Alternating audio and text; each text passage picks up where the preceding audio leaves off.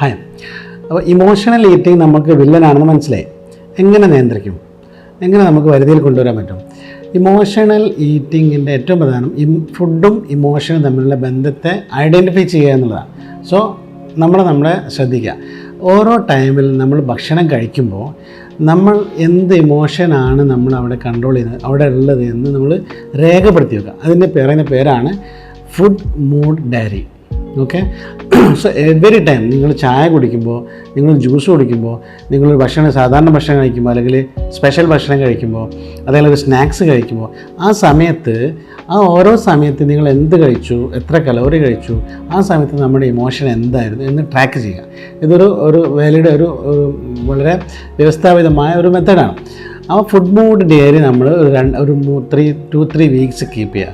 അതിനിടയ്ക്ക് യാതൊരു അസംഷനിലേക്ക് പോകണ്ട, നമ്മൾ അതിന് മുമ്പ് ഒരു കൺക്ലൂഷനിൽ പോകേണ്ടതില്ല. ഈ ഫുഡ് മൂഡ് ഡയറി നമ്മൾ കീപ്പ് ചെയ്ത് ഒരു 3-4 വീക്സ് ആകുമ്പോൾ നമ്മൾക്ക് തന്നെ മനസ്സിലാവും ഏതൊക്കെ ഇമോഷനാണ് എൻ്റെ ഇമോഷണൽ ഹങ്കറിനെ ട്രിഗർ ചെയ്യുന്നതെന്ന്. റൈറ്റ്. ആ ഇമോഷണൽ ഹങ്കറിനെ ട്രിഗർ ചെയ്യുന്ന ഇമോഷൻസിനെ മനസ്സിലാക്കുകയും അത് ഇമോഷണൽ ഹങ്കറാണ് എന്ന് മനസ്സിലാക്കുകയും ചെയ്യുക എന്നുള്ളതാണ് ഇതിൻ്റെ ആദ്യ സ്റ്റെപ്പ്.